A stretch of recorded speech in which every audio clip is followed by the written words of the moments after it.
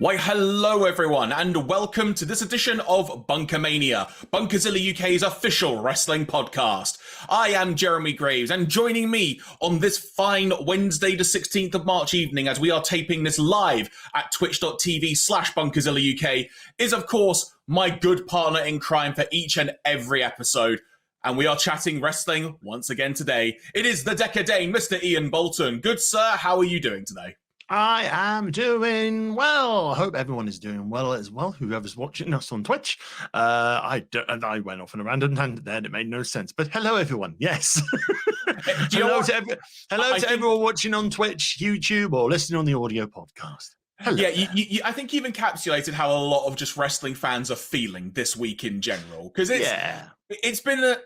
Yeah, we'll get onto this in a moment because suffice to say, there was some really sad news that broke this week, which we are going to go in depth on. But before we get to discussing that, just to, forgive the phrasing, get some housekeeping out of the way, if you will. If you are joining us live on the recording and broadcast more to the point on twitch.tv/Bunkazilla UK, you can engage with us in the chat. You can leave your thoughts as we're going along. If you've got any thoughts that you would like to convey as well, you never know. We may even be able to read them out on the show as well and use those as some talking points. For those of you listening to the show, be it on the likes of Apple Podcasts, Spotify, Amazon, you name it, you can more than likely find BunkaMania there. Thank you very much for giving us a chance. And if you are a returning listener, welcome back to the show. If you want to at some point, make sure you tell a friend about the show as well. If you're someone who likes to engage in some video content outside of the world of Twitch, there is also the official Bunkazilla YouTube channel. If you go there, you'll be able to find some past full broadcasts of ours, as well in the coming weeks and months, various clips from other shows as well. So keep an eye out for that. And if you're here on Twitch and you would like to give us a follow, we would really, really like that, because then you can be kept up to date with future broadcasts coming from Bunkazilla UK. Yes, indeedy. So, good sir, I appreciate I've just kind of rattled through that. And it's, I'll be honest, it's because it has been a pretty sad week when it comes to wrestling. Because there was, we should just say from the outset, for those who are not aware, Scott Hall, otherwise known as Razor Ramon when it comes to classic WWE/WWF, unfortunately passed away. I want to say it was either Monday at this point, Ian. Correct me if I'm wrong. But it was Monday, yes. It was, the announcement came just before WWE Raw started this week. Yeah, and obviously there was a lot of news breaking over the weekend about his status and how he was doing, and it's just a really sad story. The crux of it, without going into too much detail, to be quite frank, is that he had recently suffered, I think it was a broken hip that he had. It was definitely a significant hip injury that required some surgery. And seemingly following complications from that, he suffered 3 heart attacks during that, at which point he was effectively on life support. And the family then made the decision to discontinue the life support. And he ended up passing away with his family and various friends by the sound of it present as well. It's really, really, really sad. And more from the perspective that I don't want to use the word redemption story because it's the wrong word to use, but it really encapsulates what Scott Hall has gone through over the past decade or so. When you think of how on top of the world he was when it comes to the world of wrestling and how he was in WCW as well, then once the Monday Night Wars ended, you would see him around places. But then obviously at some point in time, there was word going around things weren't going so well for him. And there was a very, I'll say, infamous video of him at an indie wrestling show where he just clearly was not having a good day. And there were other videos of other events he was at as well that just, it painted up, I will say, just not a nice picture of where he was at. But ultimately, he got himself together. And that was in part because of his good friend Diamond Dallas Page and through DDP Yoga and whatnot. And if you watch the Resurrection of Jake the Snake Roberts documentary, that is an integral part of that. And it's not an easy watch, but it is an integral part of that. And he was ultimately inducted into the Hall of Fame twice, obviously, once as Razor Ramon, once as part of the NWO. And yeah, unfortunately, he is now passed away. And I'm just really sad, Ian. I appreciate I've said a lot in the past minutes. So I'll give you a chance to say something, but it's really difficult to put the words together of just how much this has hit me. Yeah, I think for a lot of diehard wrestling fans, especially as actually the Monday Night Wars and that sort of stuff, Skull was pretty much like part of the foundation, especially for WCW and the NWO side of things. I've been watching and reading a lot of,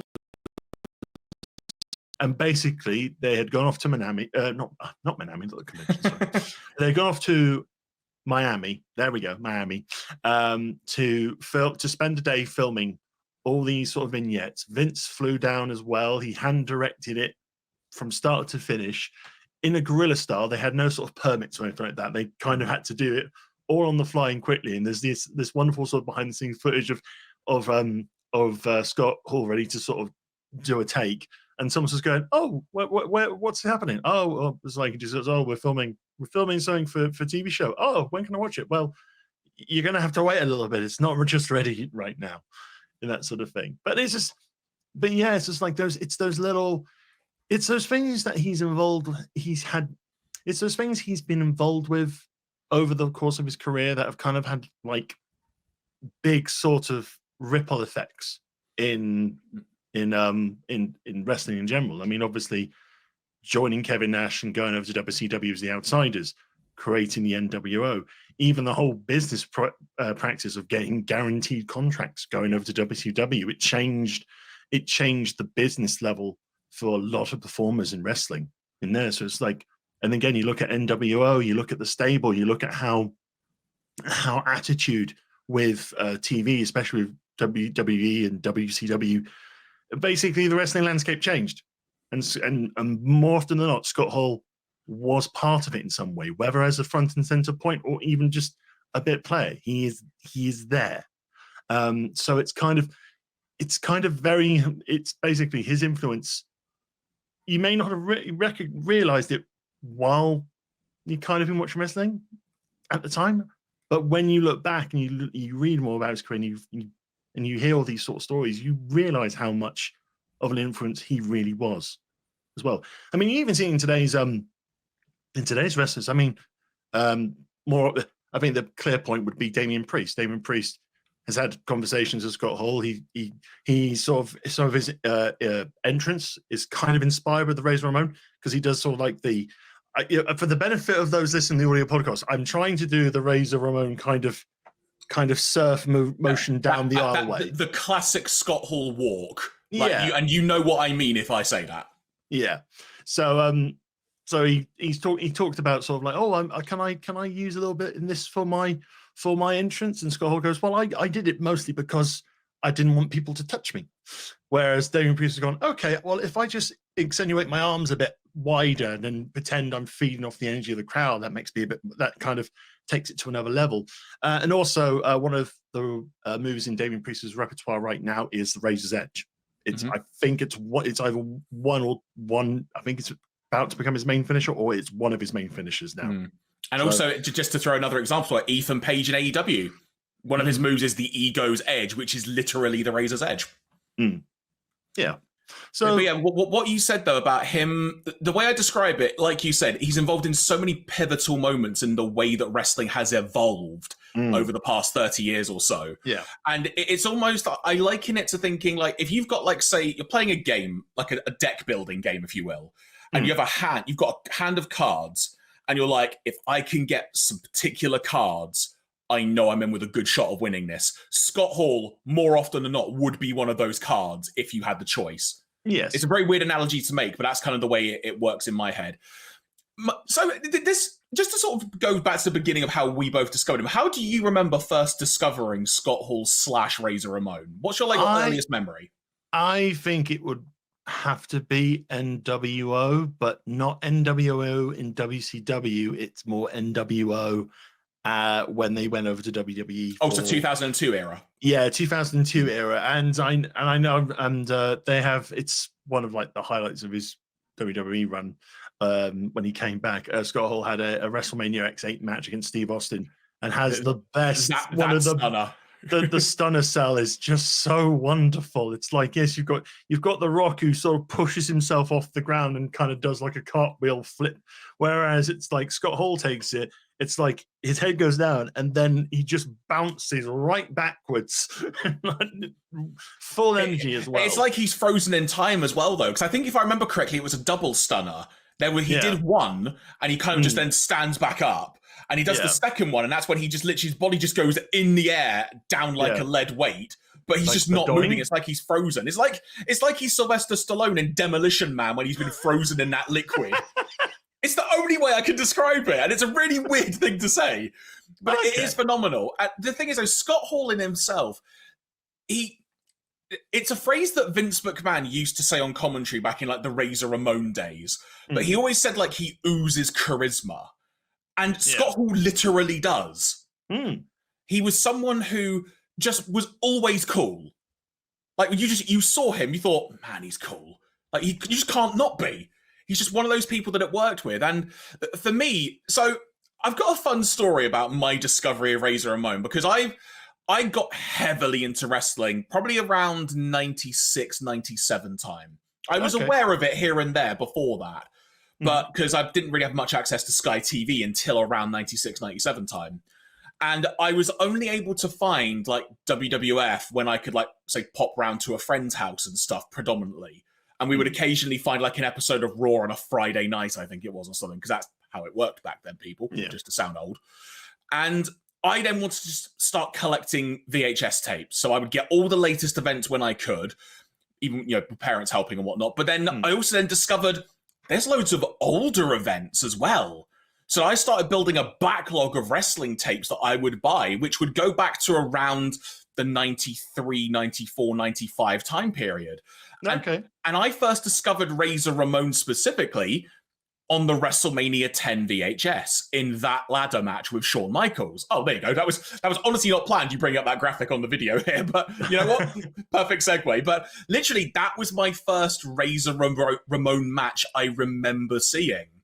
And I was a big Shawn Michaels fan because, at the time, I didn't realize, this is actually really freaking old and, times have changed sort of thing. So I didn't know who Razor was, but that match just won me over, let alone because it was a ladder match, but just his entire persona, the music, just how he looked and the pyro stuff on his entrance. It was just really, really cool. And then to kind of add a fun twist to this story, at some point around, like I say, late 96, early 97 time, my parents were then able to get Sky TV in our house. This was a big deal. Really was. I mean, my parents got Sky in 96, 97 as well. And that was like, the future. It's like, the way we've watched television will change. I mean, as a kid, you kind of, it's a side tangent. It's like when you have something like Sky TV installed and this is the first time, and you're so used to like the 5 general channels at the time, it's just like, whoa, there's so much. And there's Cartoon Network, there's the Children's Channel, there's Nickelodeon. This is the TV of that calls to me. So it's funny you mentioned Cartoon Network, because this is where it kind of comes into my story now, because I didn't know that WCW Nitro was airing in the UK, and there was a point when it came to watching all the VHS tapes, even going through like 1996 VHS tapes as well, where I was just like, at some point, where have Diesel and Razor Ramon gone? Like they're not here anymore. And then eventually on WWF television, they kind of started bringing in their own version 2s of them. And I was kind of like, the fakes, not the literally. fakes. And it was like, this is a bit weird, but sure. But I wasn't smart, if you will, to wrestling. So I just took it for what it was. And I was watching Cartoon Network one time. It must have been around summertime 1997. And on a Friday night, because back then it wasn't a 24-hour channel, it would end at about 7 o'clock, 8 o'clock in the evening. Yeah. And randomly, it then became TNT. And the first program that appeared on Friday night when Cartoon Network finished, I discovered, was WCW Monday Nitro. And what was one of the first things I saw on whichever episode it was? It was the freaking NWO and Scott Hall and Kevin Nash coming out. And I was suddenly like, wait a minute. Again, you with the graphic there, I did not plan this at all. But and I'm just like, wait a minute. Is that Hulk Hogan? Like, wait, he's actually called Hulk Hogan, so yeah, that's definitely him. Yeah. Who's Kevin Nash? He looks really familiar. That other guy really looks like Razor Ramon. Literally, this is what I'm like because I don't know. And then eventually, I think after talking with some friends at school or just piecing it together, I figured out they were the same people, but obviously didn't realize the whole business aspect. And I just thought, oh, okay, this is kind of like just almost like, another multiverse kind of thing. That's one of the more fascinating things about that whole period, especially when it comes to Hall and Nash, because back in that time, we don't have wrestling websites. We don't have social media covering everything left, right, and center. So understandably, a lot of fans were not in the know that their contracts had run out of WWF at the time and they weren't getting the money they wanted. So they decided to jump ship. So when they turn up as the outsiders, and you've got a Scott, I think there's a promo where Scott Hall goes into one of the rings and just goes, "You know who I am, that was his but debut. You don't know why I'm here." And that in itself caused a lawsuit, that promo.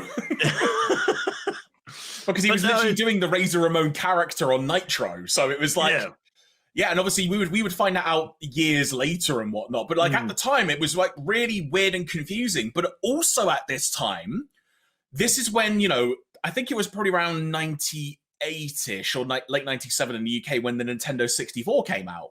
Yeah. And one of the first wrestling games, well, for an English audience that came out was WCW versus NWO World Tour. And so now I could be Scott Hall and Kevin Nash, and they were people I used regularly. And I was discovering other WCW wrestlers. I had no freaking idea who they were. And even the random people they had created, like AKI Man, because it was developed by AKI Games, random stuff like that. And then I embraced the whole WCW thing. I still liked WWF, but this was almost like the new jewel that I had found, like my precious. I really got into it, and I just kept following. I thought that NWO was the coolest thing, particularly by '98, like the NWO Wolfpack. That to me was like peak NWO stuff. And Scott Hall, like you were saying earlier, has been a part of all of this, and the way he just developed as a wrestler and how clearly he was just so good. Like, it's just one of those things. In fact, like, as an example, this is pretty more for the benefit of the video viewers, but I'll try and describe it. I did a bit of digging and I found my VHS cassette of WCW Uncensored 1998. And on this event, it's got Sting v Scott Hall, and the front cover literally shows Sting doing a particular move, but you just look at how dynamic that looks as a photo. And Scott Hall is front and center in that. And he was just so damn good and could work so well with pretty much anyone. This is just a testament to how great Scott Hall was as a wrestler. And it's just so surreal talking about Scott Hall like we are today. And it's really, really sad, but it's such an incredible career and whatnot. And I won't go on too much more about, like, because I could literally go on all day talking on the sort of the subject that I'm on. But suffice to say, if you are not familiar with Scott Hall and what he has done, be it as Razor Ramon or as Scott Hall, or even pre-WWE stuff, he was involved in the AWA for a bit as well, and there is footage of that, and even early WCW when he has got a mighty fine looking goatee and stuff, or a mighty fine tash, I should say. Because he had like really sort of wavy hair, blonde hair as well. And it's like this big proper tash as well. Yeah. And it's I think he had like a three-man tag match with Larry Zbyszko, and Zbyszko was just going, "Hey, I want to get this guy over because he's got a great look," and all that sort of stuff. And that's really cool. And then when it comes to WCW, they bring in Larry Zbyszko a bit further down in for the commentary booth for when it was Nitro. So yeah, I mean, generally it's kind of like what I've been doing since the passing is kind of been watching the odd match and the odd documentary and stuff like that. So I've watched the ladder match from WrestleMania 10, and that's a very good match. I watched the 1-2-3 Kid and Razor tag match against Michaels and Diesel. Is this the one I recommended to you when we were texting each other? Yeah. And it's from late 1994 on one of the WWF's random syndicated shows. Like, I'm not sure if it was ever in the UK, but it was called the Action Zone. Action Zone, and they were taking on Michaels and Diesel for the tag team belts and stuff. And it's like, obviously when you've got big guy, little guy, little guy, 1, 2, 3 kid, who would go on to become X-Pac and all that sort of stuff, would take most of the offense and be the one who had to give Razor Ramon the hot tag. It's swapped around, so it's like Razor Ramon takes most of the beatings from Michaels and Diesel, and then you get a hot tag from 1, 2, 3 kid. It was a really fun, fast-paced match as well. It's such a good match, isn't it? It's so good. Yeah. It has been referred to in some circles as like the Click tag match, because it's literally all 4 members of the Click, the original 4, involved in the match. And it's such good. I'm really glad you watched that, because when I recommended it to you, and I just said, like, go out of your way to find this match, you will not be disappointed. I'm really glad you enjoyed it. Yeah, it is on the network. If anyone's got a network subscription, it is on the network. I think it's part of Shawn Michaels collection. So I had to put. That sounds about right, actually. Yeah. Yeah, I had to put in the full bout title in the grid. All right, here it is. Off you go. All that sort of stuff. But yeah, it's just, I think, just in all, it's just like, Scott Hall was this very influential, talented, charismatic wrestler who, even after leaving the ring, was still around, still doing a bit of coaching, doing a little bit of just obviously appearing under a Legends deal with WWE, but it's just he was still there, and you could, and he's still memorable. And and all the stories that people have been sharing. Like it's really a testament to just how cool of a guy he is. Also, another thing that's actually, it's quite an interesting watch, and some of it may not be everyone's cup of tea, but if you're familiar with a brand called Kayfabe Commentaries, and about 10 years ago or so, when like DVD stuff was proper good market, as it were, for wrestling stuff, they would do like different concepts, and one of them was called You Shoot. And it was the idea that people could submit questions to a particular wrestling personality who they were going to do a show with. One of them was Scott Hall. So you could submit like just a written question or submit a video question. And boy, do you see some interesting wrestling fans on those, let me tell you. And they cover all sorts of stuff, like his early days, him being Razor, WCW. There's even literally an area of the freaking You Shoot just called Sex and Drugs. And it's got some wild questions, but in the way he just answers questions, you could tell he's just a really cool guy. And like some of the subjects where, some of it gets a little bit grim and some of it's kind of meant to be tongue in cheek, like, what's in the bag? We'll pull out an item. Who's the first person you think of? And I think one of them was like, they pull out a bottle of Jack Daniels, which, given Scott Hall's history, is probably a little bit, all right. But the first person he says is like, oh, Michael Hayes. And they're all like, that's pretty much what everyone says. So it's like, there's a common theme here. And you just get to more things. And he then kind of just starts being honest. And like, for example, they may have like, I'm just calling it like it is, they may have like a bag of a particular substance, for example. And he's just like, I wasn't into that, so I can't really think of anyone. And it kind of just helps you paint a picture of him in a different light. And how, he was just, obviously everyone can make mistakes. Everyone has personal demons or problems that come up in life. That's just what it is. But inherently, he was a good guy. Yeah. And that's what's really come across in all the stories that have been shared. And to get back to more of him in the ring, I do also want to say that he has one of the best catchphrases that everyone remembers, and it's such good fun. And it's just simply 2 words. It's just, hey, yo. Hey, yo. And then he did like go on. It's like because they opened Raw this week with obviously the news that he'd passed. And the first 2 words uttered on Raw by Kevin Owens is "Hey yo." Yeah. Because that's how memorable it is. And there's been a thing that's been said by lots of veteran wrestlers, if you will, something like just less is more. That's a perfect encapsulation of that.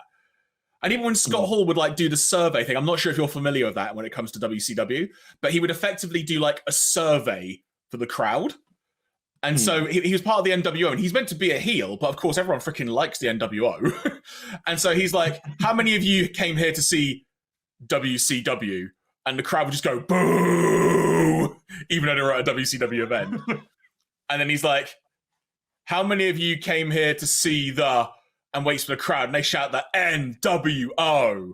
And that's when he would end it by going, survey says, 1 more for the good guys.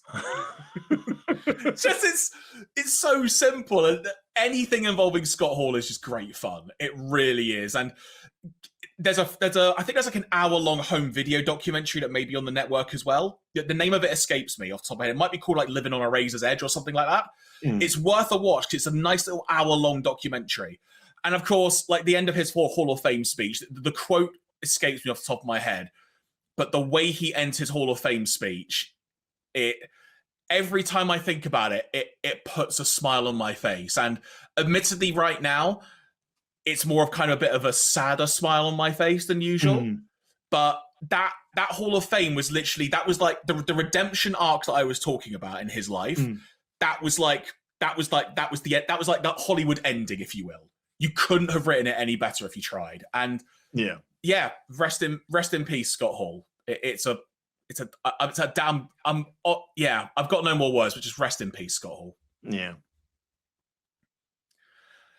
But it's obviously we can't really do a jovial sort of segue on that one. But yes, I mean, I think just as wrestling fans, both me and Jeremy, I think if you want to learn more about Scott Hall, Razor Ramon, check out as much as you can on the network. There's tons out there as well. So if you, I'll tell you what, I'll say this actually, because this is kind of a cool thing in a way, kind of in spirit of Scott Hall. New Japan Pro Wrestling on their New Japan World site, I think they may have posted it on their NJPW Global Twitter account, the link to it. They actually released a free match from a show around 1997 or 98, which I think was a show from the Tokyo Dome. Which was Kevin Nash, Scott Hall, and Masahiro Chono against the Steiner brothers and Keiji Muto. And it's about, I think it's like 16 minutes long or so, but it's just really good fun. I was watching that at about 1 a.m. last night. And it's really fun, though, just to see like the NWO in a different environment. And also just how damn good each one of those wrestlers is. It's like, if you want to see Scott Hall in a different situation than an American wrestling show, go out of your way to find that match, because it's really, really worth a watch. So from there, sir, I will let you pick the card, if you will. Would you like to go on a trip around the world, or would you like to discuss some of what has happened in the past week of the wrestling? Well, I think it will all kind of connect into one anyway. So let's get on that plane and let's go for some wrestling around the world. We'll get a proper jingle soon. Trust me. We'll figure it out. There'll probably be some proper old-timey music or something. Like it's a silent film.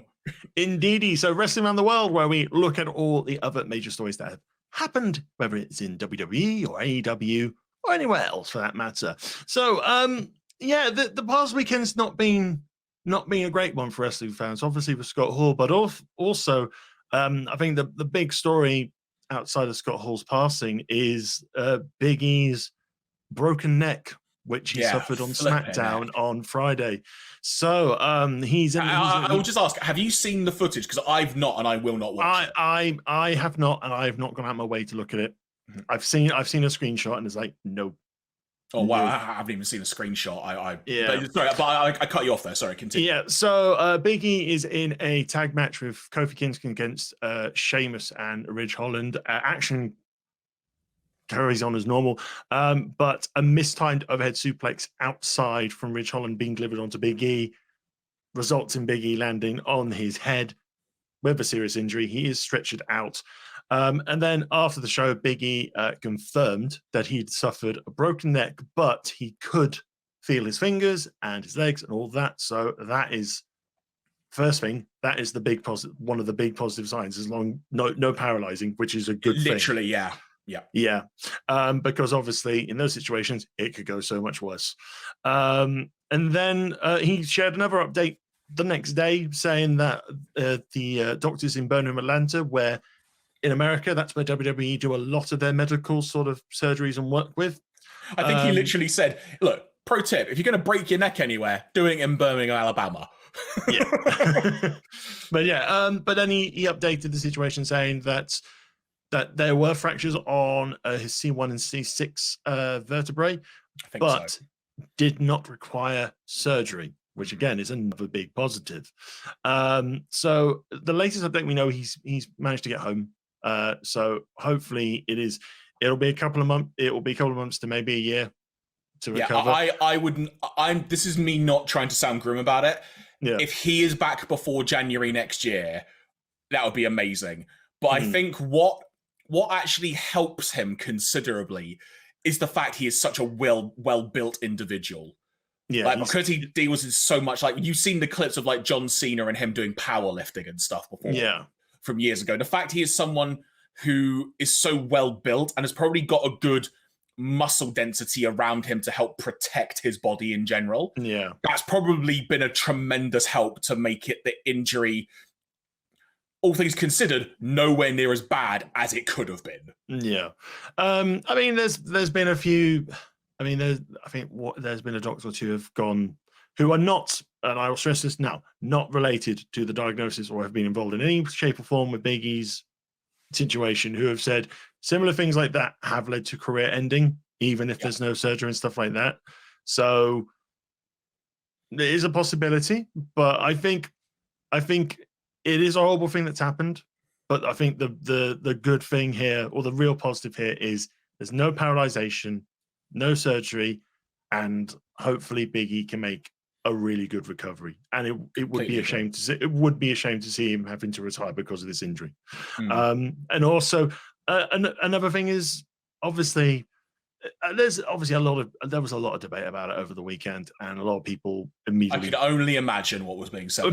Immediately pointing fingers at Ridge Holland, and it's like Ridge Holland has had the odd little issue with safety now and then. I mean, there was a similar incident with Johnny Gargano in NXT, I think, back in 2020, but nothing seriously happened there. But the fact is, with wrestling, these things happen. It is a risk they take going into the ring and doing these moves. So I think there was reports as well that Ridge Holland actually went to see Big E as well, and reports have also indicated that WWE haven't looked to put heat on him at all. It's just like it's one of these things that happen. It is what it is. It's like people can get injured over the things. It's like we look at I mean, obviously trying not to compare injuries and stuff like that, but obviously you look at not Penta. Who's it? Ray Phoenix. Ray Phoenix. You look at Phoenix's nasty his dislocated arm. Yeah. And it's just like, it's one of those things that happen. It's a move that's been done probably tons and tons of time, especially the overhead suplex as well. We've seen has done tons and tons of time. And it's just sometimes it just, unfortunately, it's one of those things. Literally, this is an old example, but it's one that just springs to mind. But back in 2000 in ECW, like Rob Van Dam was on like a legendary ECW title run. And if you've seen Rob Van Dam matches from around that time, he was doing all sorts of crazy BS, quite frankly. And he was like at the peak of being effectively just like, how is he a ninja? How does he do this stuff? How is he so damn flexible? You see the way he lands from the kicks he does from the top rope and stuff. And ultimately, he broke his foot doing just a regular baseball slide drop kick. Yeah.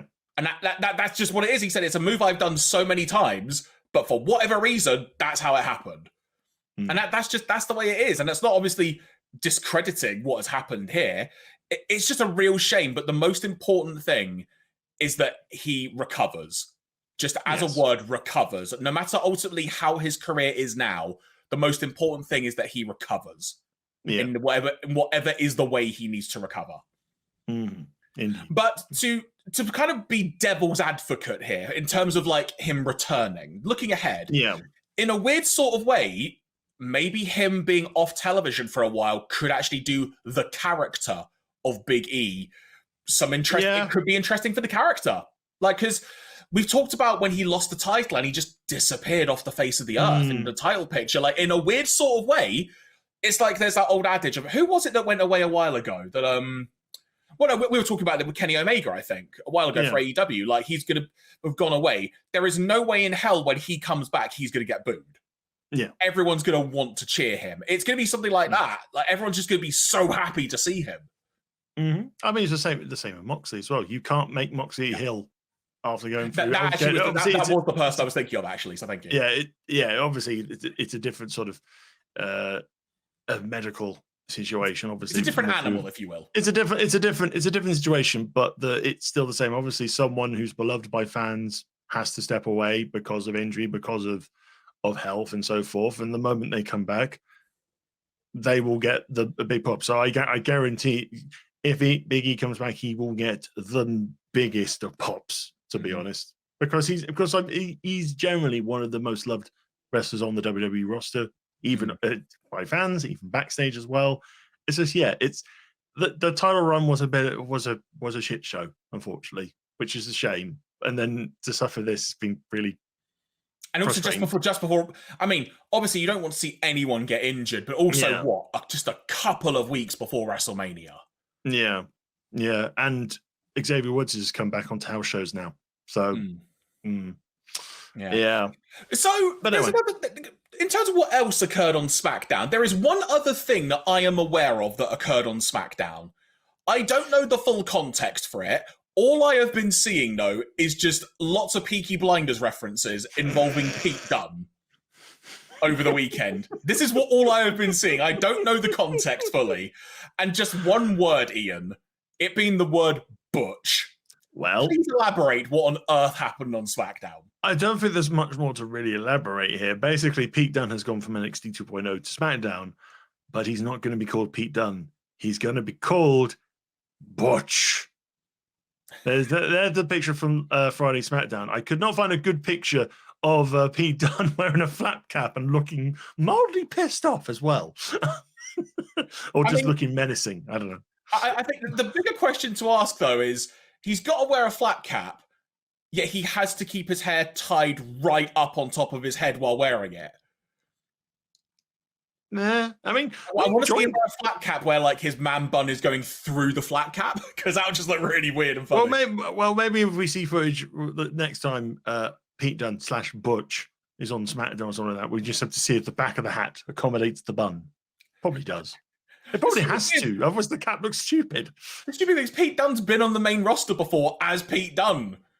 Yep, he's been on Main Event as Pete Dunne. He's been on Raw. I think he made his Raw debut on a show that was taped in England, if I remember correctly. Yeah, he took on Seth Rollins, I think. Also, the point, he's been involved in the takeover matches and stuff, as Pete Dunne when he was UK champion for frickin' forever. As Pete. Are they going to change the record books now and just call it Butch forevermore now? I'm genuinely curious. Is Walter now in the NXT title record books referred to as Gunther? I might have to look this up while you're talking, but they haven't mentioned anything on those lines.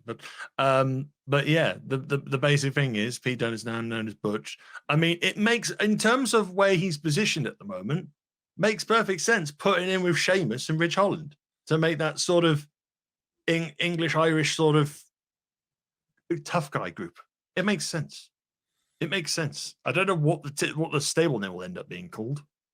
They'll just, it might be called the Fight Club or something, because they have Fight Club on Sheamus's sort of augmented reality screens as he enters the ring. So might be that. But no, I think the original plan, I think, before Big E suffered his injury it was going to be a 3-on-3 match at Mania, which would be cool. Which would be very cool, especially when you've got Sheamus and Pete Dunne. Holland was coming along quite nicely as well. So Jeremy's giggling. I've eventually found the NXT UK title history page. It took me literally a hot minute. So literally, the championship reign history has currently Ilya Dragunov, still with their name. Then at 870 days, which it also notes that the reign began in the previous decade. Think about that phrasing for a minute, people. All caps, Walter. Good. Then we go to the last decade, the previous decade, of which then it says 870 days. Oh, sorry, that was Walter. I'm sorry, 685 days, Pete Dunne. And then about 100 and bit odd is Tyler Bate. Have a guess, just as a tangent. How long do you think the reign was? You got the 100 bit right. So how long do you think? Because he got it at the start of the year, and he lost it by the time it came to Takeover Chicago, which I think that was around during one of the big shows. I'm going to say 150. 57. Bit lower, it's 125. But you weren't far off, though. He won it in January and lost it in May of 2017. Yeah, because that's when they did Money in the Bank. Because they usually, in the good old black and gold days, it was like one of the big, very big pay-per-views they would partner up. So I think they partnered with Money in the Bank that weekend, and I think, yeah. Can I just say, hearing the phrase "back in the good old black and gold days" is quite a trend. Back in the good old black and gold days. The days where William Regal would turn up and go, "War Games," and now he turns up in AEW and goes, "Fight." The best wrestler, the best brute. But we'll get onto that in a few moments. So yeah, this could be an interesting trio. I'm looking forward to seeing where it's going to go. Yep. But I just hope that Pete Dunne isn't just going to be like a token member of this trio. No, I think the way they've set them, I think they're going to probably set the stable is so they can have a combination of the two, so similar to what the New Day were before they all got split up for a bit and then came back together in that sort of way. Yes. Shall we talk about the new stuff that's been added to WrestleMania? Yep. So let's see how WrestleMania weekend is building. So enlighten me, good sir. How is the most stupendous WrestleMania weekend in the history of the flipping world of Vince McMahon currently building in a flipping stupendously stupendous way? I need the proper music for it as well now. I need you to perform the most stupendous WrestleMania theme, like you did for me before we went live. Whoa. That's the wrong one. That's the wrong one, Jeremy, and you know it. What's the theme? What? I don't know. What is the theme? Is it a freaking it's I don't know what the words are.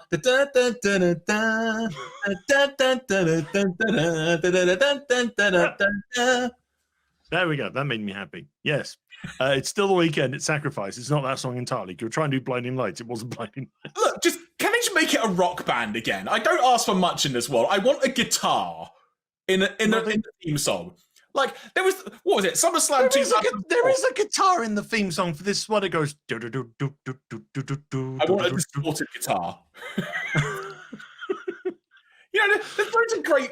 You know, see, now that Triple H has got no metal bands get in. You know, no one's calling up Poppy or Bring Me the Horizon. No one's calling up Rob Zombie to come do themes.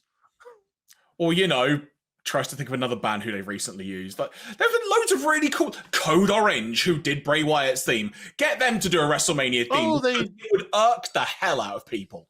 Motionless in White did a couple of NXT themes as well, like Unstoppable.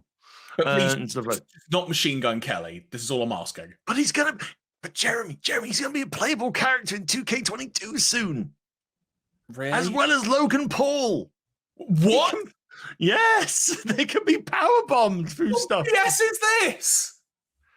It's called DLC. Okay, I'm going to call this now. Look forward to a couple of years' time when the Logan Paul DLC expires and you won't be able to download it anymore. Oh well. I think a lot of people are going to live with that. I mean, I've got the season pass, so I got the DLC regardless. So. This being said, though, when you next do one of your personal streams and the Logan Paul DLC is available, I demand Walter be Logan Paul. Yes, we shall do that, and it shall be a bloodbath, and there shall be many chops and many power bombs from the Ring General. There we go. But I digress. So, how is the stupendous WrestleMania lineup stupendously building? Well, there are some additions. Well, I think there's only been only two sort of additions, and they've been done in the tag team division area. So SmackDown Tag Championship is going to be the Usos versus Nakamura and Boogs. So question: are they still actually a duo, Nakamura and Boogs? Because didn't Boogs look like a strongman from the 1920s for a while? You mean the most hench Freddie Mercury you've ever seen before? Mama just benched a man from over the top rope. Just hearing the phrase "the most hench Freddie Mercury" is not what I was prepared for. Sorry. He has the tash. He has the. No, I don't disagree. I'm just saying I wasn't prepared for that as a thought. I'm just a wrestler, nobody pin me. Please let me win those tag team titles. No, tell him no. 1, 2, 3, kick out of No. 1, 2, 2.9. Yeah. No. There's a ref up. There's a ref bump over there. Someone. Please tap. Please tap. Please tap. Will he get to the rope break? Will he get to the rope break? Anyway, we digress. Anyway, apologies for audio and visual listeners and watchers for that wonderful rendition of Bohemian Rhapsody. Now, from the point of view of Rick Boogs, I make no apologies. Before just going, so what's happened to my ears? Why are they bleeding? So yes, we've got Usos, Nakamura, and Boogs SmackDown Tag Championship. All right. I mean, it's Nakamura's entrance to WrestleMania. That's what it comes down to, right? Yeah. And basically, when they have a big rock out, Pat McAfee, he's going to be jumping on his desk again, unless he's been stretched out from the match with Austin Theory. He'll be boogieing away, shouting to Michael Cole that we're going to party with the King of Strong Style, all that sort of stuff. I need to say, this is assuming Pat McAfee is on commentary for WrestleMania. And until depending on which night the match falls on, I'm guessing his match might fall on, like, say, night 2 or something. I don't know if they've got because they've announced 1 or 2 matches for the actual matches or the actual nights. So we have the main event. Actually announcing day splits like a festival now. Yeah, so they've definitely announced the main event of Saturday is Rousey and Flair for the Women's Championship. And the main event for Sunday is Reigns and Lesnar. Let me see if they've actually confirmed. Let me see if they've actually confirmed this first. We are just looking on the notes, but that's fine. While you're having a quick gander, I'm just now imagining WWE trying to run a music festival type thing, and they're like announcing the day splits and like the stage splits, because that's almost what they're doing in a way, because they got the freaking NXT show as well now, haven't they? Right, Pat McAfee versus Austin Theory is on the Sunday. So if the SmackDown Championship is on the Saturday, Tag Championship, then yes, Pat McAfee could rock out to his heart's content. How does Pat McAfee get on WrestleMania Sunday? Like, just it's because Vince loves him. And it's like because Vince wants to be on WrestleMania Sunday. That's why. Well, he may get involved. We don't know, but yeah. But yeah, basically, SmackDown Tag Championship, we got Usos and Nakamura and Boogs. Raw Tag Team Championship was technically agreed on Raw this week that it would be RK Bro versus Street Profits. Street Profits kind of technically agreed. Well, they kind of said we'll have a match, and then they did Riddle versus Montez Ford, and then Alpha Academy came out and decimated everyone. So they clearly want their belts back. I have a feeling it will be a triple threat, which will be fun. Throw in some TLC love there. I don't know. Make it fun. Make it stupendous. Ladders, tables, hanging things. A stupendous chairs match. You can have the most stupendous RKO from the top of a tall ladder. Or dual one. I thought you were going to say from the top of the entrance ramp for a second there. No, they don't. They're not that daring. They can go to the top of the ladder, and then or Montez Ford does a stupid. Not stupid per se, it's stupid, but stupidly awe-inspiring kind of frog splash off the ladder straight into an RKO. I mean isn't the stadium that they're at in Texas like the one where the Cowboys play in NFL, which has got the ridiculously large, like 100-foot monitor at the top of the stadium? I believe so, yes, but the ladders don't go that high. He's thinking, how do we get our wrestlers to the top of this podium? Have a scaffold match. There you go. They've had a WrestleMania there already before. They've had WrestleMania 32, which was a WrestleMania. Which one was that? That was the one with Taker versus Shane. Hell in a Cell. I was about to say, you said Taker versus Shane. I'm like, which one? That's my first reaction. But yeah, that was the one with the 30, 40-minute main event where people at the time did not appreciate the Tribal Chief. So yes. You mean Ramondo versus Brockery 12 at that point? No, that was Reigns versus Triple H. Oh, that one. Yeah, I've just got my years mixed up. Sorry. They kind of all blend together at this point. They kind of do. Especially when Reigns is in the main event. So yeah, I have a sense. I feel like we're going to see a triple threat. I'll be amazed if we don't see a triple threat because Alpha Academy have been quite fun to watch. So it'll be a shame not to have them involved. Shush. Thank you. Chad Gable's the best. And it only took WWE how long to realise this? Well, after the Shorty G fiasco, I don't know. Anyway, still no concrete plans for the US title, even though Damian Priest had a championship contenders match against Finn Balor, which he won. So we should be seeing that match at WrestleMania. Will we get the Archer of Infamy taking on Le Demon? Oh no, it'll be the man who's conflicted. He's either going to be a good person or he's going to get angry. That's Damian Priest's shtick now. He doesn't have his Archer of Infamy. It's just he gets really angry and gets disqualified. I don't know. Really angry. Really angry. And there's still no plans for the Intercontinental Championship at the moment. Zayn tried to win it back from Ricochet on SmackDown. Didn't happen. So someone will probably end up fighting Ricochet. I don't know who.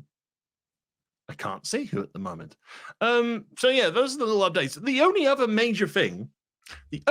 major thing on the WrestleMania card is what on earth is Seth Rollins doing? I don't know. You tell me. What is he doing? I don't know, because at the moment he's got nothing lined up for WrestleMania. So you'll love this. You'll love this story. You'll love the storytelling aspect of this. Okay. Let me prepare. I'm going to get a drink. All right. Okay, right. So Seth Rollins and KO were involved in the tag team triple threat a couple of weeks ago, which RK Bro won to get their belts back from Alpha Academy. So Kevin Owens, as we all know, and we've talked about, has gone off to get angry at the state of Texas, incurring the wrath of Stone Cold Steve Austin, and Stone Cold Steve Austin is going to appear on the KO show. Seth Rollins, who hasn't technically got anything scheduled for WrestleMania, thought on Raw this past Monday, I've got a great idea. What if I had a talk show? And what if I also interviewed Steve Austin? So, yes, Jeremy, for the benefit of the audio listeners, Jeremy is squinting confusedly at me. So the main event of Raw on Monday was Seth Rollins versus Kevin Owens for the right to interview Stone Cold Steve Austin at WrestleMania. What? Yes. This is a thing. KO won, because why on earth would you change it now? To be honest. So yeah, Seth's got nothing to do at the moment. I mean, some people are, well, let's say reports indicate it could be Cody at an unannounced match at Mania. But no one else is going on with Cody. So for all we know, it's going to be Veer Mahan.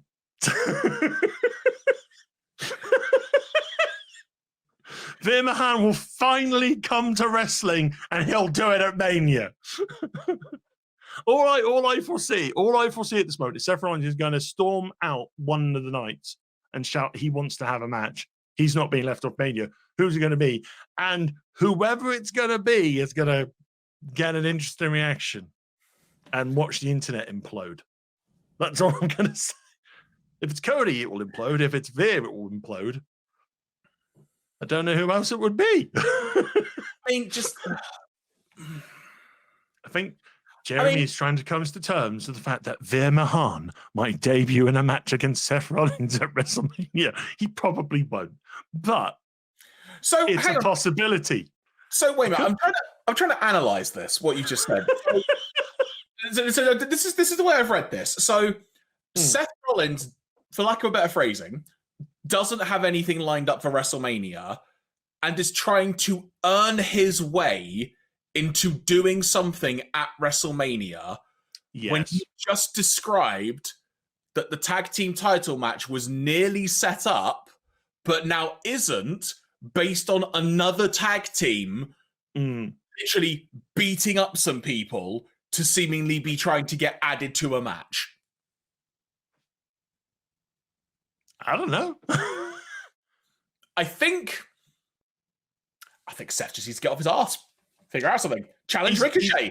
Cross-brand promotion. That would be fun. I think Rollins versus Ricochet would be good fun, but I don't think it's going to happen.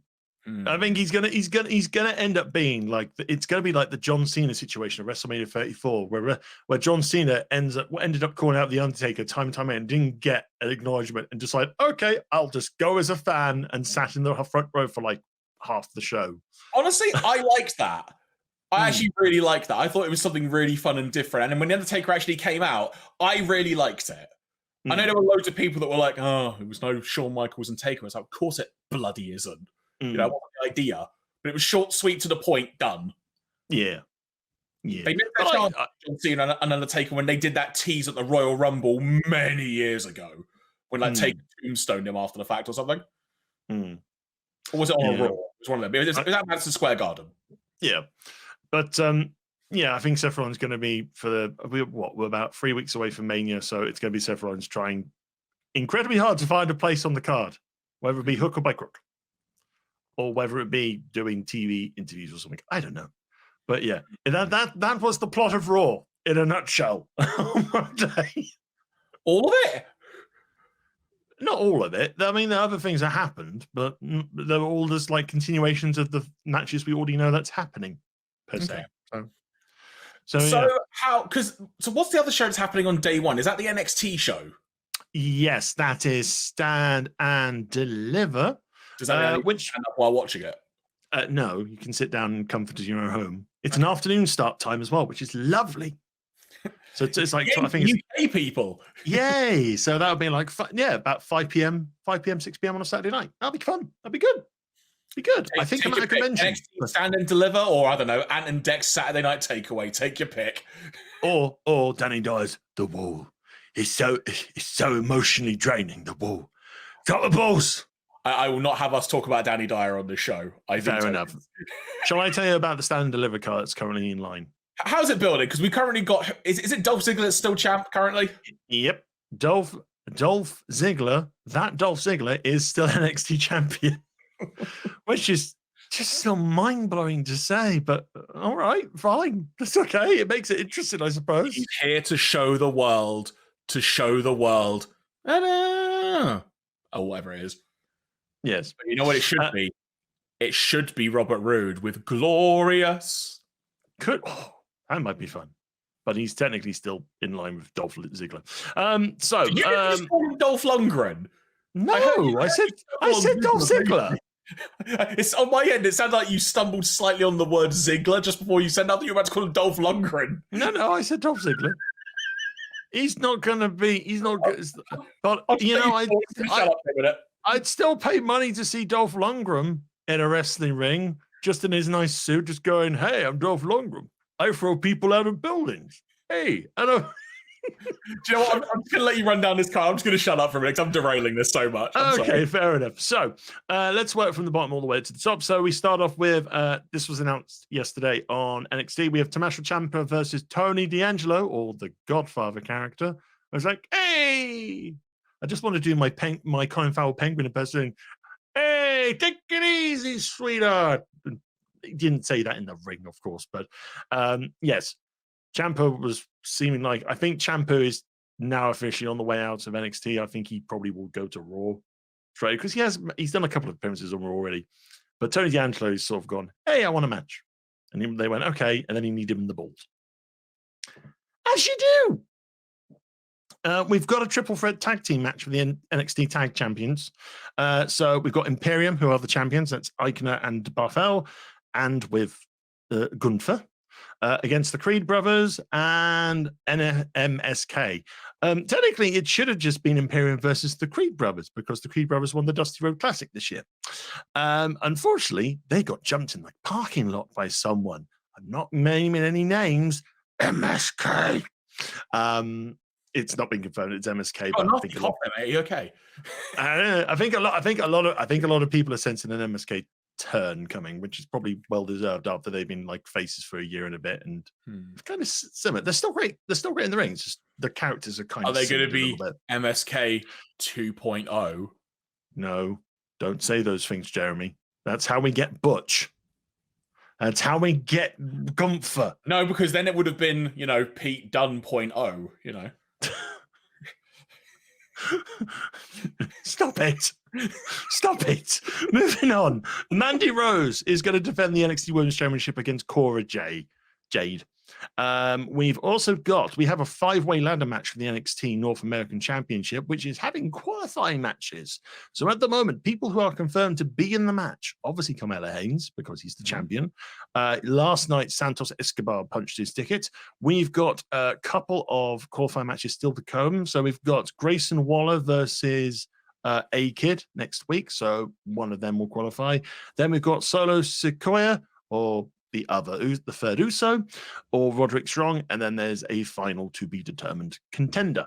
What's the name of the kid? A-Kid. That's his name. Oh, literally, that's his name. I thought you meant like as in A-Kid. That's his wrestling name, A-Kid. Yeah, I guessed. I'm sorry. Yeah, he's had a good run in NXT UK, first ever Heritage Cup winner. Yeah. Sorry, folks. It's been a long week. I'm just saying that. Don't mind me. I'm just being dumb. Okay. And then last but not least, main event is Braun Breaker versus Dolph Ziggler for the NXT Championship. So, which either Braun is going to get back quite quickly, or he's going to lose and he's off to a main roster spot. Will Braun break the streak of Dolph Ziggler in NXT? His impressive, what at this point, 2-0 streak, I guess? Yes, because he defeated LA Knight last night in a championship match. 3-0! Yes, those things. Anyway, because we're almost at the end of the WWE stuff, there's one more thing. There's one more thing we need to talk about, Jeremy. There's one more thing we need to talk about. And it's time to talk about Edge and why Edge is so incredibly blue. Oh, okay, I was about to say, on this day I see clearly, but now I'm going to say, on this day I see clearly that Edge is engulfed in a blue light. Well, you say on this day you see clearly. You can't say that anymore for his music. Because it's changed. Oh, really? Yep. He's got a brand new theme to go with that sort of blue, evil, final boss, megalomaniac mode he's gone into. But a lot of people originally thought, oh my God, WWE decided to throw away this theme and given us something generic. And then they went, oh wait, this is still Alter Bridge. Okay, cool. That's cool. That's a cool little tidbit. Yeah, so it's a brand new, it's a 6-year-old song from Alter Bridge called The Other Side. It's a bit more of a menacing rock track, but it really works with the persona he's going with at the moment. It's like he's got no Titantron at the moment. He just comes out under like the bluey purple light, just sort of strutting towards the ring in like ridiculous suits. So he's getting his drip game up. And so clearly inspired by Seth Rollins. Yes. And he's on top of the mountain of omnipotence, I think is how he's described it. And the view is phenomenal as he continues to jibe AJ Styles, what was that word that he used for a while when he came back for the first time a while back? Grit. It was like a really random word he had on a t-shirt. Was it iconoclasm? Yeah, iconoclast. Yeah, there you go, iconoclast. Yeah, it's like, so he's gone from that now to, what was the word you just said a minute ago? Omnipotence. There you go. I like the fact he's clearly gone to thesaurus.com to see what other words he can find for certain things. Oh, Vince is also, he's borrowed Vince's thesaurus and gone, how about omnipotence? The most omnipotent WrestleMania we've ever seen. The most omnipotent entrance. Well, I mean, he can't say the most omnipotent being because he's beaten God, hasn't he, Vince McMahon? So, yes. He probably thinks he has in real life at this point. I think there will be like a new Titantron and full proper entrance when it comes to the match against AJ at Mania. I am looking forward to AJ versus Edge. I think it's going to be a corker. Honestly, it's probably one of the last few big time dream matches that there currently are in WWE. Yeah, this is true. This is true. Well, until we bring up a couple of people from NXT 2.0, then we can have Gunther versus Reigns. It'll be amazing. Or Gunther versus Brock. That's the thing, we want Gunther Walter against Brock Lesnar. Cowboy Brock Lesnar. Howdy. Speaking of cowboys, should we move on to AEW talk? Of course. There we go. There's the banner. There's the banner. We've got the signage up. It's fine. That was an appalling segue, but I will take it. And then some. So, it's basically Adam Page and Adam Cole is going to continue. There was an unexpected world title defense against Dante Martin, which I actually thought was pretty cool because it was acknowledging he's like number 2 in the rankings. But then afterwards, Adam Cole came out, which is going to lead to a 6-man tag match on Dynamite tonight at the time we're recording this. And originally, it was going to be Adam Cole seemingly wanting the Young Bucks to help him. But the Bucks just kind of went, no, if this is involving Hangman, we're not doing it. You know that. And Adam Cole having to have a dramatic pause and just go, well, I was going to pick O'Reilly and Fish anyway. So there.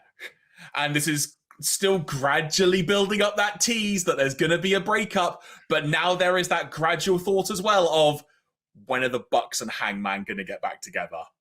It's got to happen at some point. But there's also this particular storyline as well. It's not just Adam Cole who's starting to fracture some relationships. I think Hangman's having some fractures with the Dark Order. And it's like, which he does periodically, to be fair. Yes. But it's like Dark Order saying, "Hey, we'll fight with you on Dynamite next week." And he goes, "Oh, sorry guys, I've already got Jurassic Express." It's like, oh, this is awkward. I think the words that he said were that like Jurassic Express had already asked him, like before he found them, and he already said yes to them. Yeah. So I think that was the wording. But yeah, like Alex Reynolds in particular is the one that feels most aggrieved by this currently because he was the one that was shoved in that title match. Yes. But I think arguably one of the biggest stories of Dynamite last week involved the follow-up to Eddie Kingston and Chris Jericho. We got this amazing promo from Eddie Kingston talking about like what the whole respect thing actually meant from his point of view. Phenomenal promo. If you've not seen it, go out of your way to see it. And then this ultimately led randomly to, I think it's Matt Lee and Jeff Parker, or it's Matt Parker and Jeff Lee. I always get them mixed up. But 2.0 and Daniel Garcia coming out. And then they kind of attack Kingston. They kind of attack Jericho. Like I noticed it at the time and thought, okay, something's off about that. But then I just thought, but part of me was also thinking, it might still just be the fact that Jericho is still reeling from that brutal battle he had against Kingston, so they don't need to do that much. There was part of me that did cross my mind. Then this led to Santana and Ortiz coming out with a baseball bat, pretty Floyd, I assume, Jericho's partner in crime. And this then led to Jericho basically grabbing the bat and then sort of going, no, I'll hit him. And then he hits Santana and Ortiz and then hits Kingston. And we then got like a 4-on-1 beatdown happening. Jake Hager comes running out and is kind of doing what are you doing? What's going on? What are you doing? And then just starts pummeling people. And we now, what this all leads to cut a long story short, is the formation of Jericho's new faction. Because the Inner Circle is dead. It's gone. It's dead and buried. And all those superlatives you can think of. And this has now led to the Jericho Appreciation Society. Or JAS. I mean, I'm curious about the new stable, but it's just like, so people are basically joining Chris Jericho because they just want to go, hey, that's Chris Jericho, and we appreciate you. The thing is, though, if you think about it, like I've been trying to think about this, like how has it come to this? I'm pretty sure Jericho a while ago started taking the mickey out of 2.0 on AEW TV. I think he was the one that was first describing one of them as having like a square head. And so there's kind of been actually a long through line of this, if you look really carefully, of how this has gradually built up. In terms of it kind of being the next generation type thing, like 2.0 are great fun and they're a really good team. They've not really gotten a good crack of the whip so far, but I'm actually happy that Santana and Ortiz can just do their own thing now. Because I do think that just being in the Inner Circle was holding them back. And as for Daniel Garcia, he's only going to get better. This does now mean he will not be involved in team develop the next generation with Regal, Mox, and Danielson. It could all change. They could lure him away. Look, we'll lure you away with technical ability. When Regal will just turn up and go, come on, son, come join us. We're proper wrestlers, we are. Do you want to hear me say the 2 words? It's like, you mean those 2 words? Do you want to hear me say War Games? If you join our faction, you can hear them. I won't just whisper it. But either way, the Jericho Appreciation... I'm moving on. The Jericho Appreciation Society... I think it is going to be a fun faction. And apparently tonight on Dynamite, they're going to have the commencement of the faction, whatever the heck that means. Because, you know, the Thoristers are a popular thing at the moment. Fair enough. So shall we talk about the big debut from last week's Bizarre show? I mean, sure. Let's talk about the fact that we had the emergency board meeting of the now former Andrade Hardy family office. I have to figure that out for a second. Now known as the AFO, because Matt Hardy was voted out and basically turned on by Private Party. And who should come out and save him when he's in like his lowest moment? Who comes out and helps Matt Hardy? Darby Allin and Sting. There was a wonderful moment when the crowd were chanting a particular name. They were waiting for it. And you hear Darby's music hit, and you could tell there was a yay! Yeah, but There was just that moment where it's like, that's really cool. It's not who I wanted.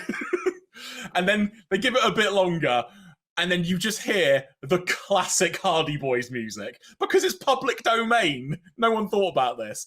And then Jeffrey Nero Hardy appears on the entrance ramp, has to do his weird dance thing before he can then go and help his brother, then proceeds to help his brother. It was memed to hell. It was brilliant. It's like, Jeff, help me. Sorry, Matt. I'm still dancing to this banging tune. I'm too busy raving to my entrance theme. I'm not feeling the vibe to come to say. Oh, I'll come to save you now, Matt. All right, fine. For the benefit of audio listeners, we have been trying to do the Jeff Hardy hand gesture. I mean, look, I'm trying to replicate it while wearing the loosest pair of headphones in the world. So if I shake my head too much, I'm just going to go flying. So, yeah, it's cool to see Jeff Hardy is actually in AEW. And what this means going forward, one would assume it's going to be the Hardy family versus the Andrade family office. They've been, I think their name for AEW now is the Hardy Brothers, because they can't do Hardy Bros because that's trademarked by WWE. Hardy, do it with a Z. Hardy BROZ. Hardy Bros. That's weird, Jeremy. Stop making things sound excitingly odd.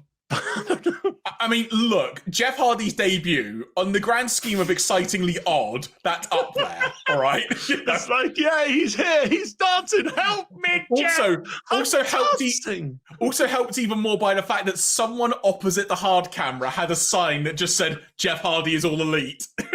And they were holding up throughout the entire segment. And you could tell the director was trying to figure out ways to not show that sign, but every so often would keep switching back to that camera and then going, no! It was great. So, something we've kind of been a bit critical of in recent weeks, this being the women's world title picture. Thunder Rosa will be getting the title shot on Dynamite tonight. She defeated Layla Hirsch. And then, because apparently AEW... Andy? I just said Andy. Why did I say that? Sorry. Because Ian, this... mate, I've got so many thoughts going through my head right now. It's weird. But Ian, clearly, because I'm a prognosticator, and I think far too much, and more to the point, I think this is where I was going, and I just got my wires crossed up. Clearly, AEW listened to this show. I said it should be a steel cage match on this show last week. And what is it? Steel cage match. Called it. Thank you. Fair enough. All right. I mean, I've got nothing really to add on this match. It's like, okay, this will be a match. Hopefully it'll be better than Revolution. And I foresee Rosa winning the belt. Home state. Hometown. They don't do it like WWE do it. So it's like, there's a good chance she's winning that belt tonight. I wanted the cleanest steel cage match we can possibly have. Because the AEW cage is tall. It's like, it's so tall. How do you escape such a tall cage? Yeah, like you said, hopefully this will be better than the Revolution match. I really hope it is. Speaking of championships, got a new TNT champ. Scorpio Sky won the belt. It was a really good TNT title match. I think Sammy's been a great champion. I'm really happy Scorpio won the belt and won it so emphatically like he did. There was the whole dynamic of, Sammy having done a 630 through a table on the outside, which helped.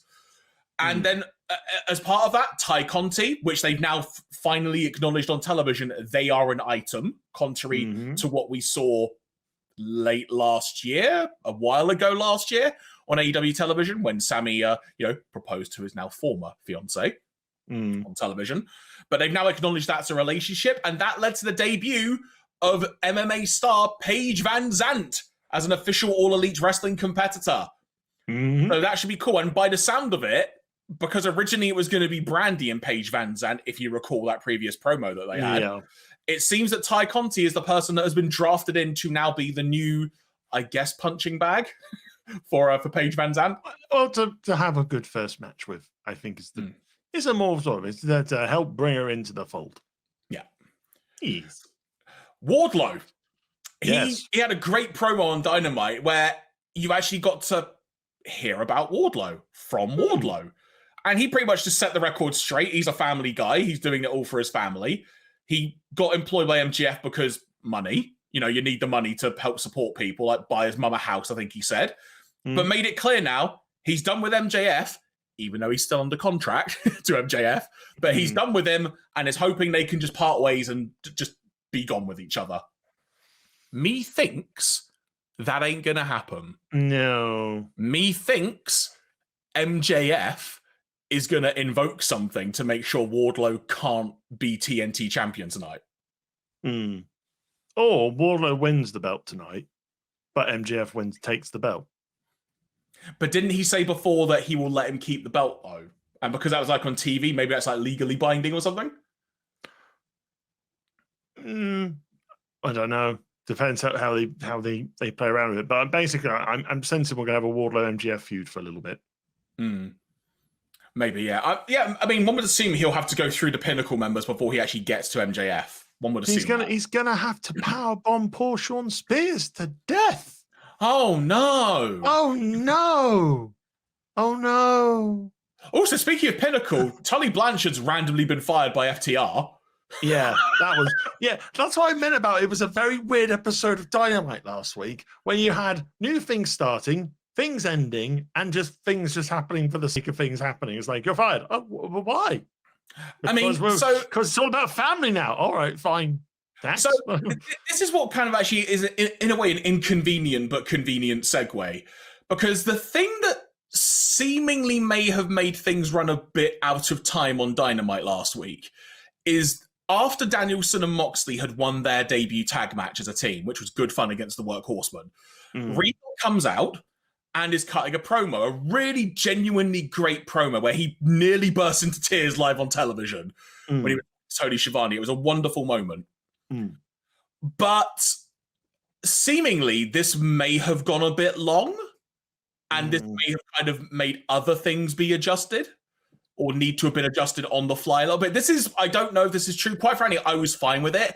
It did feel long while I was watching it. I didn't know anything that had happened when I saw the show.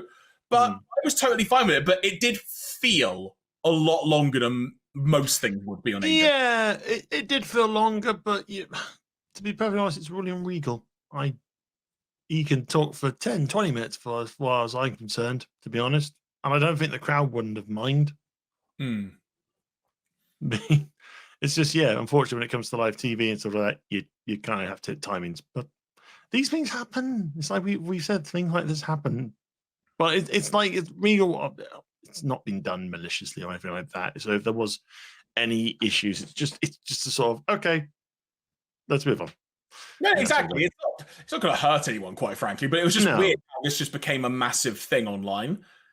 In a way, not helped by Regal openly apologizing for it on Twitter in sort of a weird way about it.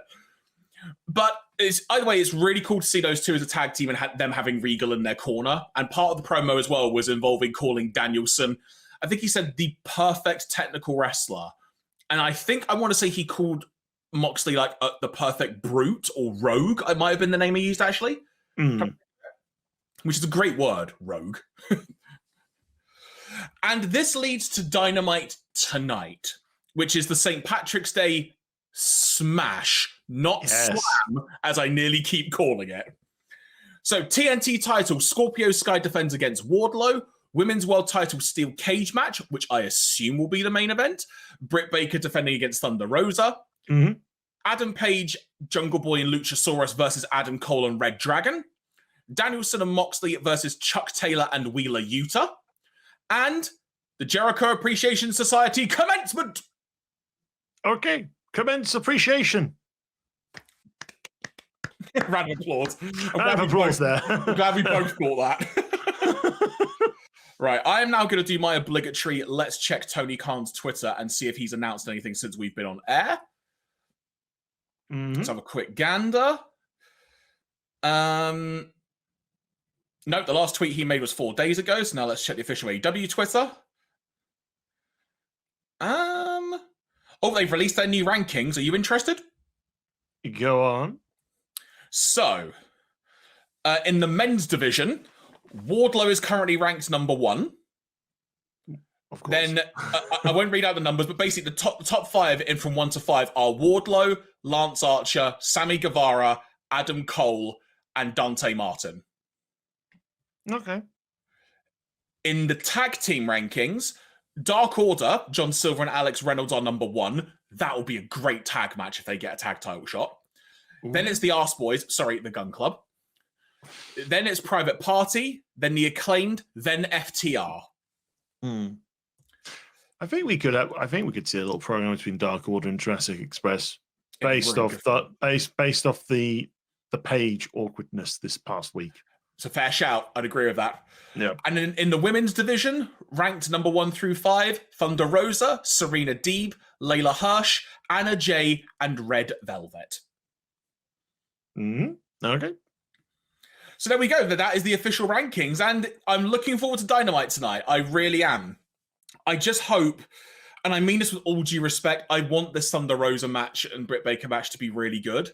It's just, I don't want it riddled with interference, which even in a cage match, I can still see it somehow happening. Yeah. Or they'll try to get involved and someone will probably shoo them away. Yeah. I don't know. I'm sure Mercedes might try and help, but, you know.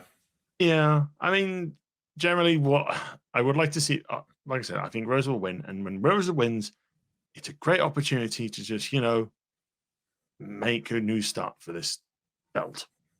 Because it's just, it's just like I've said it over and over again. We said it last week, mate. It's at a point where we don't care about it.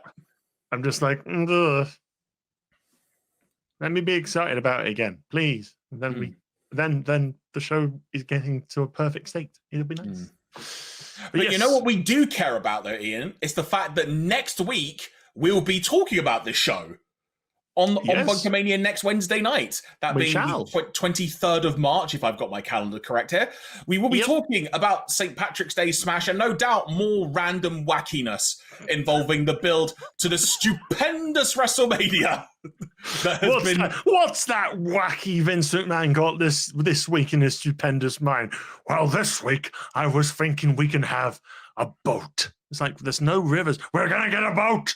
A boat. We'll hang it from the ceiling. It's got to be the most aquatic WrestleMania ever.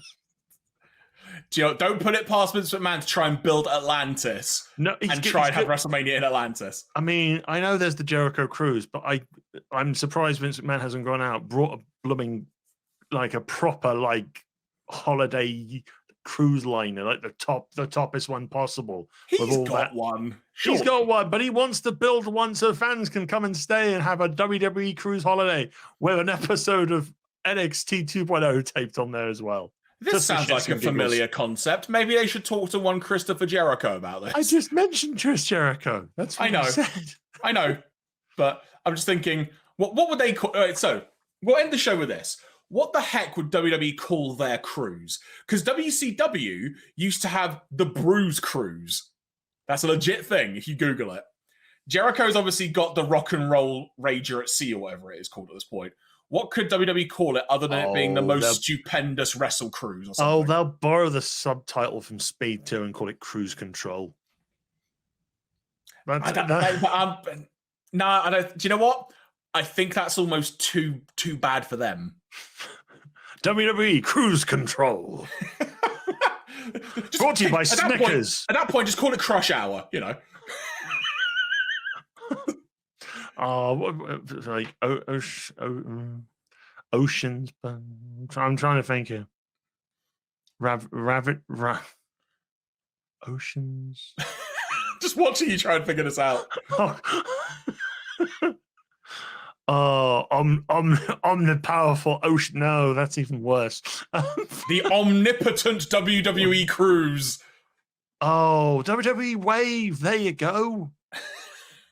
The WWE Waves. Who's going to make a big wave? A WWE Wave premium live event on a boat. What if they took influence from their failed restaurant and called it The World? The WWE World Cruise. They're going to Vince McMahon in his sort of captain's hat going, hello and welcome to the beautiful coast of Barcelona. Watch NXT 2.0. Today we're gonna have some wrestling, and then we're gonna go enjoy some ballroom dancing, and then the ship will set sail. Where will it go? I have no idea. Where are we going? Destination, the most stupendous WrestleMania. Folks, thank you very much for joining us tonight here live on Twitch. Or if you've been listening to the audio version after the fact, we hope you enjoyed the show. And if you did, why not leave us a like or some kind of feedback, if you will, on the platform of your choice. If you'd like to give us a follow here on Twitch or on any of the platforms where you have discovered the show, by all means do. Then you can be kept up to date with upcoming program from Bunkazilla UK, let alone here on BunkaMania. We'll be back next Wednesday evening, same time, same place, 7:30 p.m. UK GMT, for another live edition here on Twitch. I had another thought as I was thinking that, and I thought, no, that's not what I was thinking, but I got there in the end, Ian. And if people want to get in touch via email, because that is also an option, good sir, as well as finding us on the likes of the Twitters, the Facebooks, search for Bunkazilla UK, you'll find us just fine. How can they reach out to us via email if they feel so inclined? They can send us electronic written correspondence to bunkamania@bunkazilla.co.uk. There we go. Also, I appreciate I've been quite wacky tonight. It's been an interesting week. Not for bad reasons, by the way. Just for like, it's been a full-on week. That's how I'll put it. But it's been a wacky show. It's been a wacky show and a thoughtful show as well with Scott Hall. What if the cruise was called WWE's Wacky Weekend at Sea? Weekend at Vinny's. Weekend on Vinny's. Yes.